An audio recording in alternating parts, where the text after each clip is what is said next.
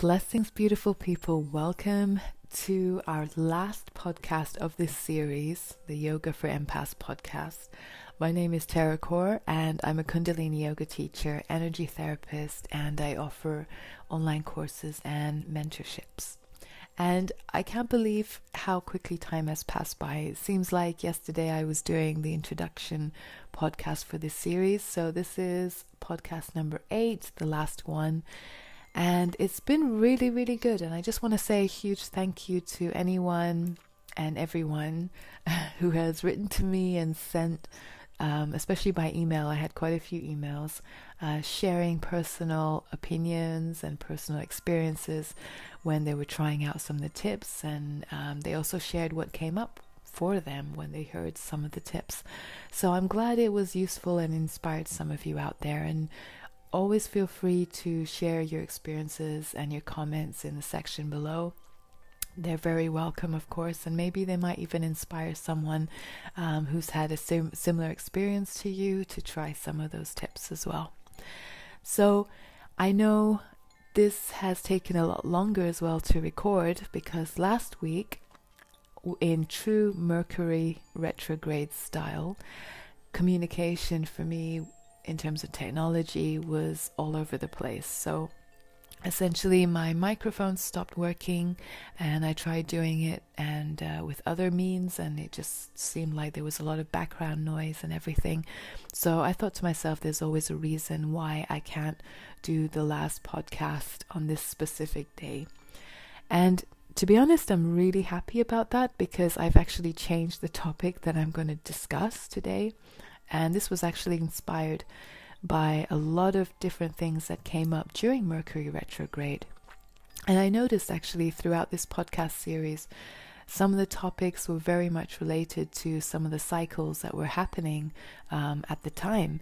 And last week was perfect to dive into some of the topics that I wanted to bring up for you today.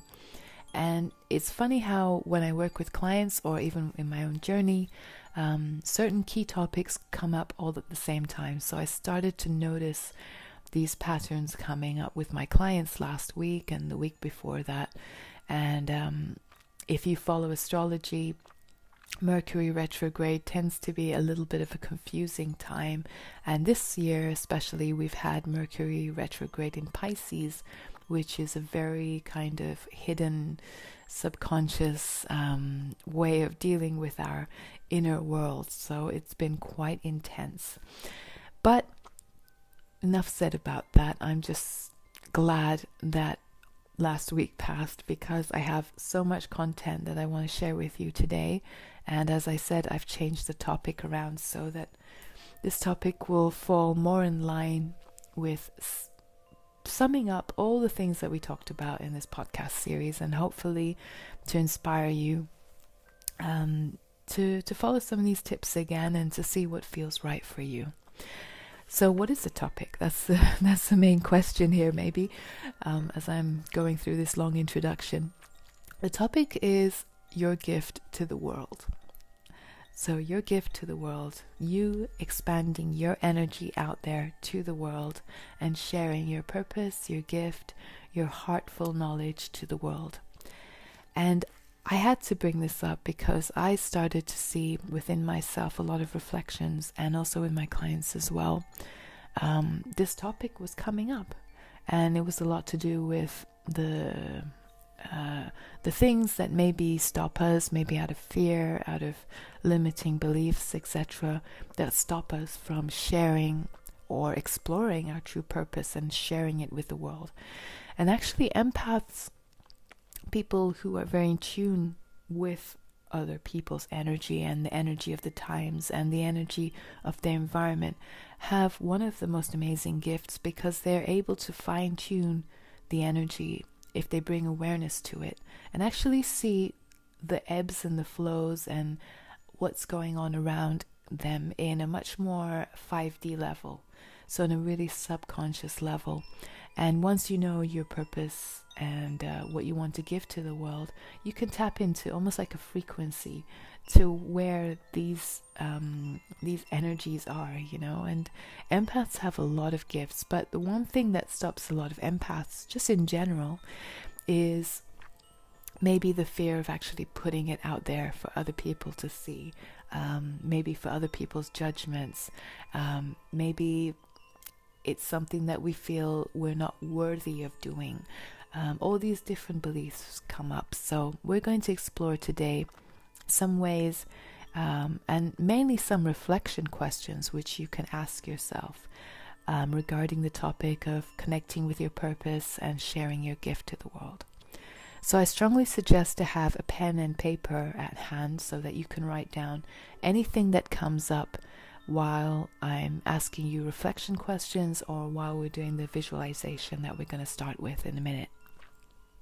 And the first thing that I would also say is, don't worry if none of this brings up anything, because some of these things actually take time. It's like building up a puzzle. You have to slowly slot all these little pieces together to build this bigger picture. It doesn't happen normally overnight, unless you have maybe an amazing dream or something. But usually these things take time to build these little pieces and create the bigger vision of connecting with your purpose. So let's begin by doing a little visualization meditation. So if you do have some time now, please feel free to join me. If you're doing other things, you can just tune in by listening to my voice and still see what comes up within. So take your time to get really comfortable. And this visualization is quite simple, but I think it's very effective and powerful for fine-tuning certain things related to finding out what our purpose and our gift and how we can tune into it. So when you're seated, make sure that your spine is straight, make sure that you're comfortable.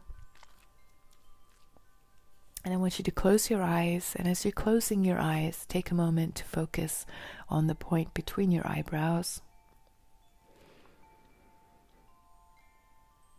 Allow that space to open up, allow your eyes to soften.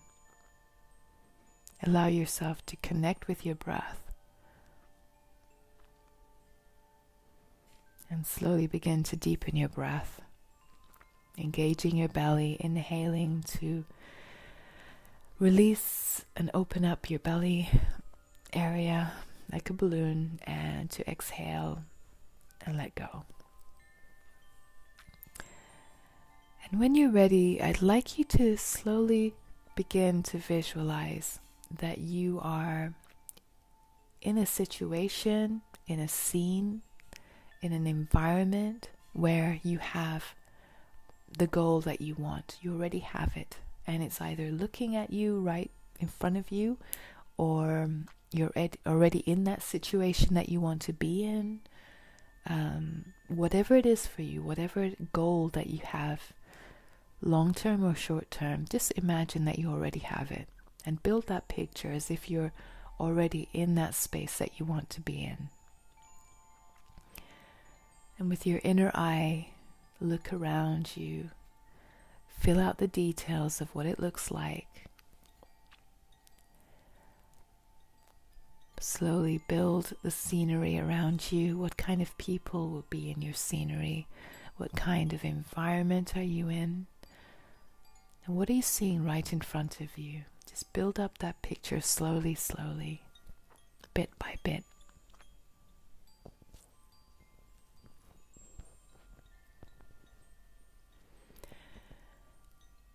And then when you slowly become really comfortable in the scenery and your visualization, then I want you to tap in to the feeling aspect. So not the visual aspect of what you are surrounded with, the physical things in your visualization, but I want you to focus on how your body is feeling right now. What kind of feelings are coming up when you imagine that you already have what you're working towards? Take a moment to see what comes up. Keep note of any certain emotions that seem strong. Take note. You feel free to write them down after this meditation as well.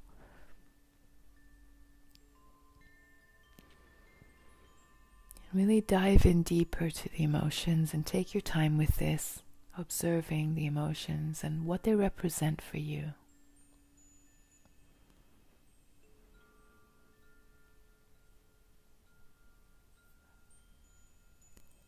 And in your inner eye gaze, looking around this visualization where you are, just ask yourself, what am I feeling right now? Now that I have everything that I wanted in front of me, what am I feeling?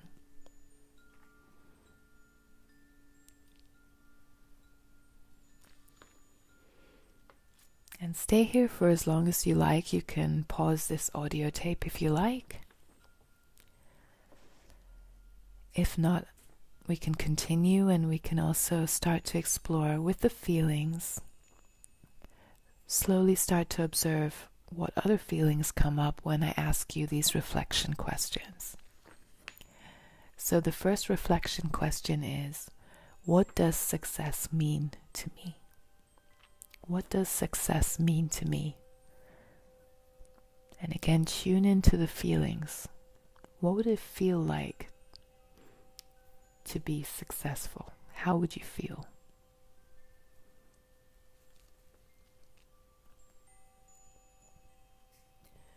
And the next reflection question is, how does it feel to be in your true purpose, doing your true purpose, sharing your true purpose? And again, connect with the feelings.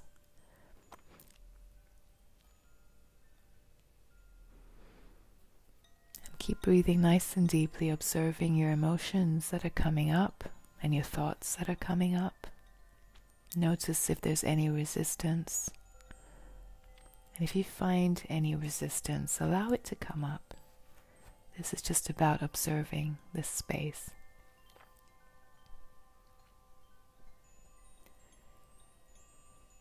And when you're ready, feel free to return your inner gaze back to the point between your eyebrows, and gently open up your eyes when you're ready and start to focus on the room around you right now. So your actual physical environment. Just slowly get back into your body, into the physical world around you. And if you have that pen and paper in front of you, just write down any observations that you had. And again, I have to say, if nothing came up for you, that's fine. Maybe this is something that you can repeat in your own time and slowly just build it up for yourself. It might take time to actually connect with those feelings and those emotions.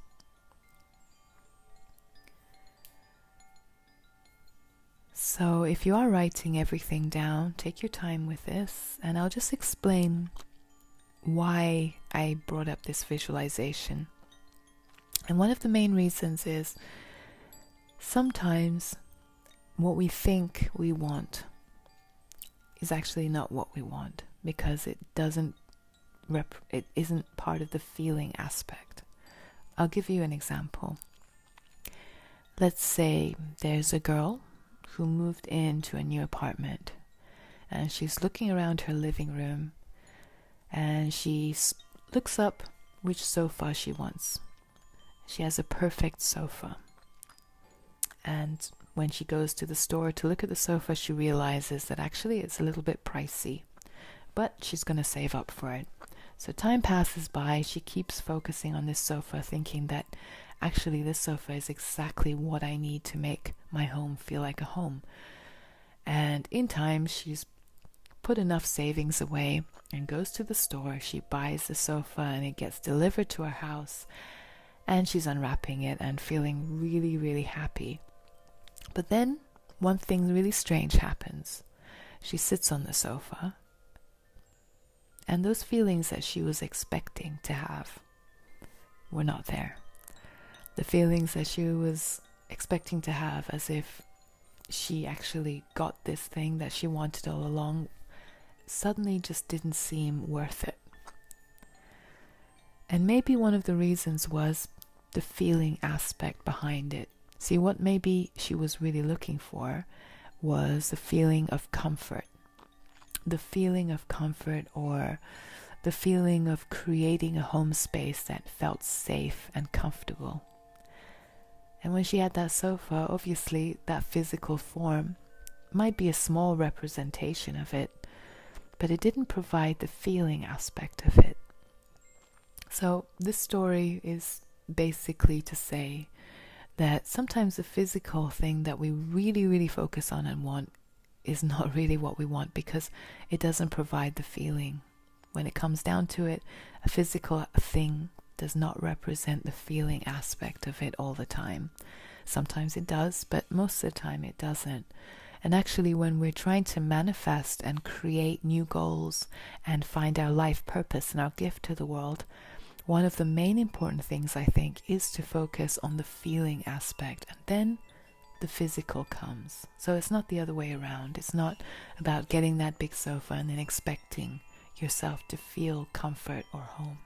It's more about connecting with a sense of home and then allowing the physical things to come your way, and realizing that these things are just physical objects, but they do build a bigger picture of what home means to me. And maybe that sofa was not even meant to be in that picture.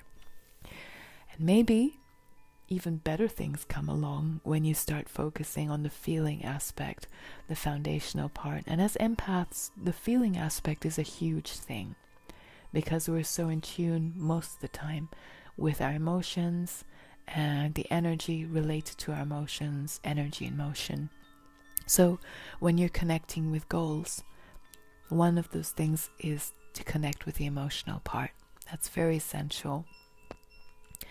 So saying that, maybe you can think about the goal that you're thinking of or you're visualizing.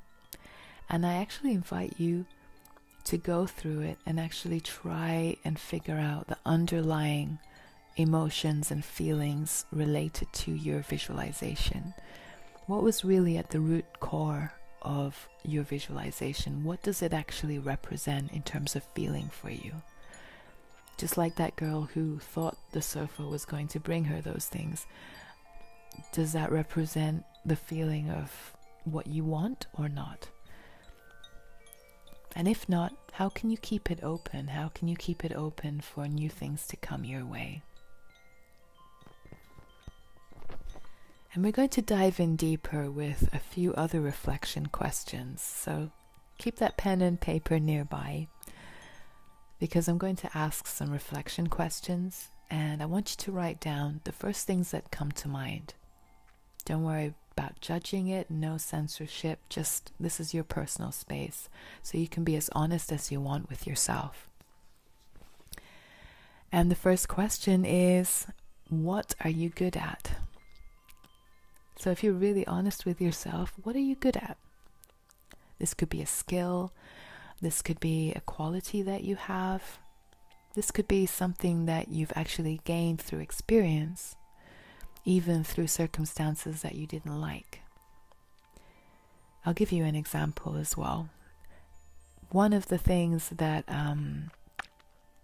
I picked up from a job that I didn't like many years ago. I was working in a company that sold products, natural beauty products, and I was working in the call center. And I absolutely hated that job, I'll be honest with you, but I was studying at the time. It was a bit of extra money. It was great. But I didn't enjoy the job. And afterwards, I felt like I was really wasting my time in that space. But one thing I did get from it was I realized that I was quite good when it came to dealing with customers.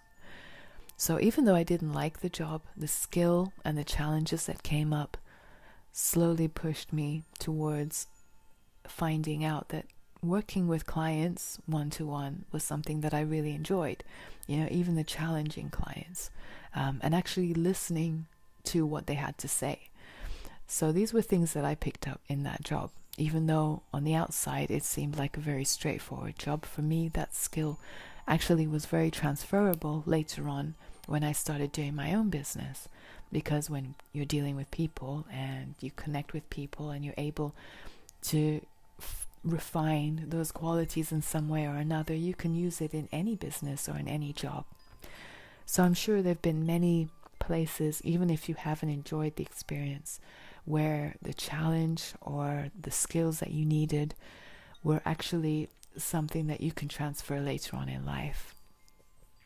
So ask yourself, what are you good at? What skills are you good at? And even better, maybe you can think about what other people have told you that you're good at. Sometimes our friends or our family members or people that we know might just say something like, oh, you know what, you're very good at this. And maybe you've heard it a few times that you're good at something.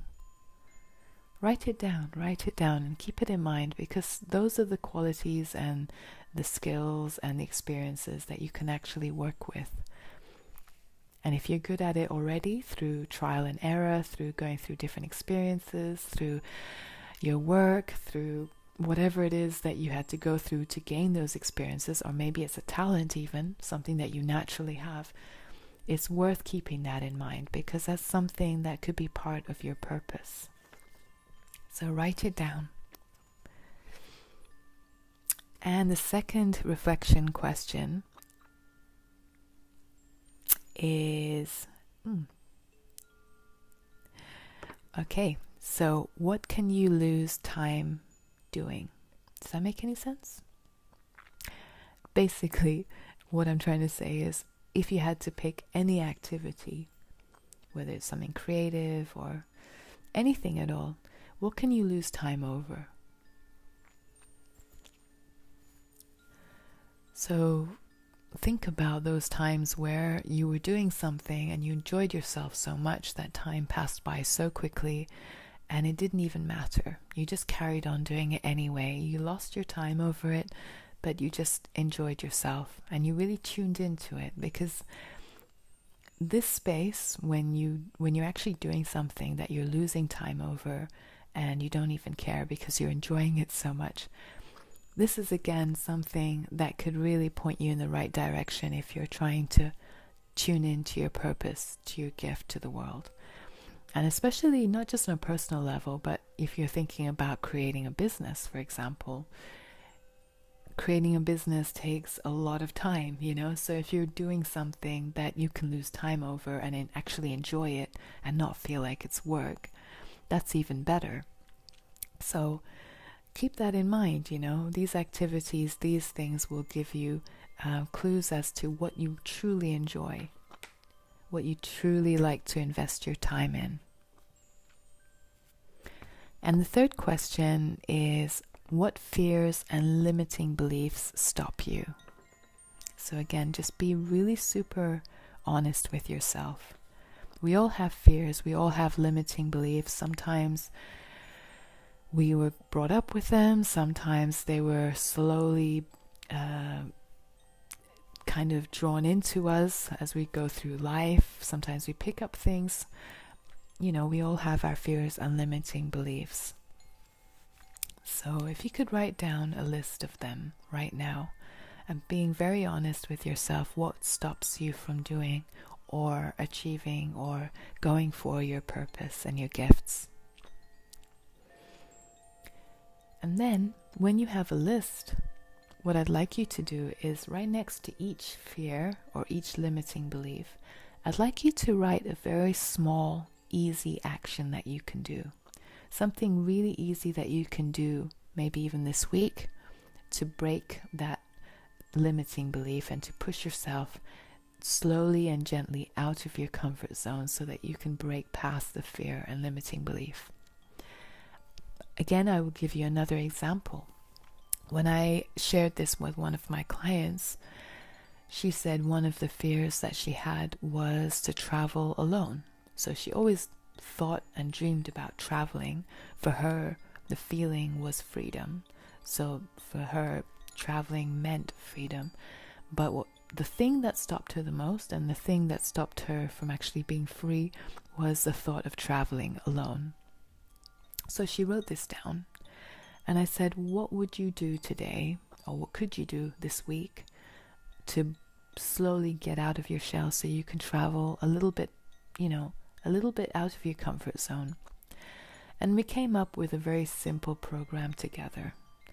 And this program was, instead of buying a plane ticket to somewhere really far away and taking the big jump into traveling solo, maybe it was time to just go to new places in her city alone. So starting off with a new cafe on her own, and then extending it outwards, maybe going to another city nearby or another neighborhood nearby that she'd never visited, and going there on her own, and just slowly becoming used to being around things that don't feel so familiar and being alone doing it. So slowly, she started building her confidence, first in her neighborhood, in her local area, and then slowly she started visiting other towns nearby on her own, and she actually started really enjoying it because she could actually feel that she was gaining the very thing that she wanted, which was this feeling of freedom. And as she gained more confidence and had more freedom, she finally bought the ticket that she wanted all along, which was a ticket to Bali. And she bought that ticket, and she said she had the best time ever because she started to feel more at ease with the feeling aspect of what she wanted. So she started tuning into her emotions first, and then the final goal came about where she took the big step forward and bought that plane ticket. And initially, actually, she was thinking of a country much more nearer to her. But because of the focus that she had on her feeling aspect, the feeling of wanting freedom and being open to the physical aspect to come that was right for her, and not being fixed on the certain thing that she thought she wanted, then she was able to manifest her trip to Bali. So actually, it was a longer trip. It was actually far, far away compared to the original plan that she had. And she had an amazing time because she already broke through some of the fears and the limiting beliefs that were stopping her. And she felt that freedom. So with this example, maybe there's something connected to the feelings of what you want that are stopping you. Maybe there's some barriers there. And think about very small things that you can work on right now to get closer to the feeling of your purpose, even if the fear is there.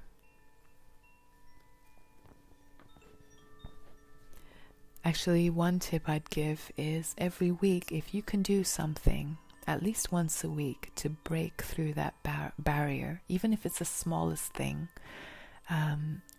it makes a big difference, I think. So definitely I would recommend this as an ongoing practice. No matter where you are on your journey, if you feel like there's a fear or a limiting belief, once a week at least, try getting out of your comfort zone and exploring the feeling aspect related to this. And then soon it starts to disappear, because the more you get used to it, the less scary it seems, and you just start to become more at ease with the new feeling of what you want. And then soon you will start attracting even more things into your life that are connected to your purpose and the feeling aspect of your purpose. Okay, and the last question is, how can you start now? So whatever it is that you want, how can you start now? And this is very much related to the last tip I gave, to do with fears and limiting beliefs. Because maybe you're feeling that your routine or your life right now is stopping you from doing what you want. But there are always ways around. There's always ways around. As an example again, I would say, okay, this is a classic example. I'm thinking of many people who are new therapists or new yoga teachers, and they want to start teaching or seeing clients professionally. But they still have the full-time job, and they can't afford to quit the full-time job world in order to do their full-time purpose. So what I usually say to them is, you don't have to quit your job straight away.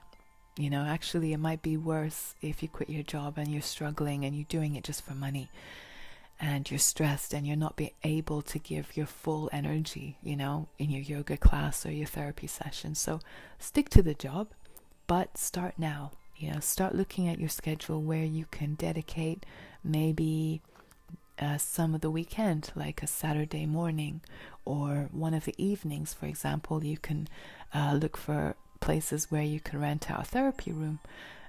Just start slowly and build from there. And then in time, you'll start to build clients, you'll start to build confidence, get more skills.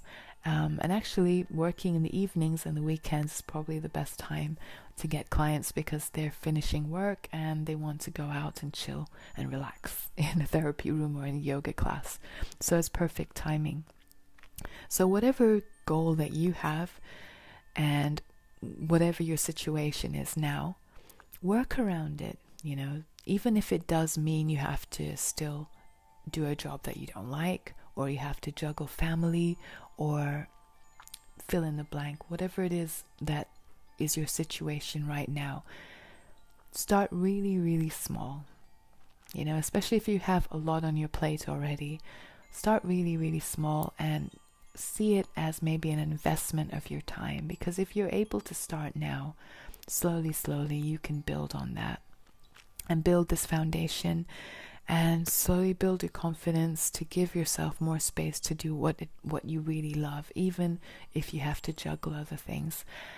And I know that a lot of people say that it's really exhausting, and I'm not going to pretend it's not exhausting to juggle maybe a full-time job, maybe a family, with trying to build your purpose, whether that's personal or business or something that is both.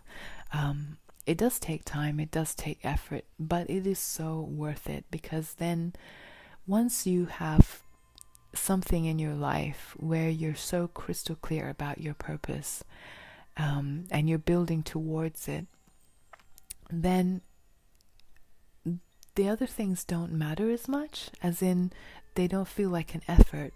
You feel like whatever it is you're doing apart from that is also part of the bigger plan, if that makes any sense. So I think it's really important to see these goals as long-term, because I know in this day and age, especially when I'm doing mentorship programs with people, many people are looking for solutions, quick results, and they expect to gain money from what they love straight away, or they expect to be brilliant at what they're doing. If it's a personal goal that they want, maybe they want those skills straight away. The truth is, these things take time. And actually, the times that you gain something very quickly is also the time that you might lose it very quickly. I've seen that happen to other people. I've seen that happen to myself, where results happen extremely quickly, but then it also disappears very quickly, and that includes money as well. So if you start to maybe look at whatever goal or purpose that you have, whether it's personal or business or both, as a long-term marathon and an ongoing journey, then maybe the feelings that come with maybe being frustrated or not feeling like you have enough patience start to ease out. Because the truth is, purpose is something that we develop over our lifetime. If it's something that you really love, it's something that you develop over your lifetime, and maybe something that you continue doing and you continue being better at, and you continue finding new avenues and new paths and new ways of channeling your purpose through that feeling aspect, through that feeling foundation. So it's a never-ending journey. It's not like you suddenly reach a point and you're done.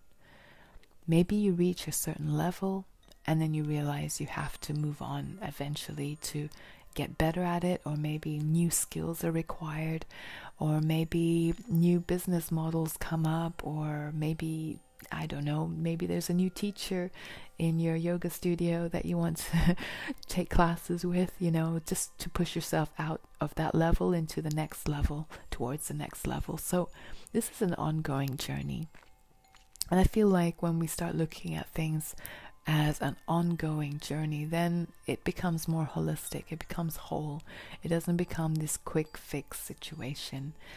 And a lot of the reflection questions that I've offered today are actually things that have helped me so much in the past, and I share with my clients in order to break through some of the things that might create uncertainty in terms of our purpose and our gift to the world and what we want to offer.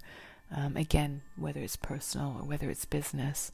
So I hope some of these reflection questions offer you some insight as to how you can connect to your purpose and how you can share your gifts to the world. And remember, everyone has something that they can share.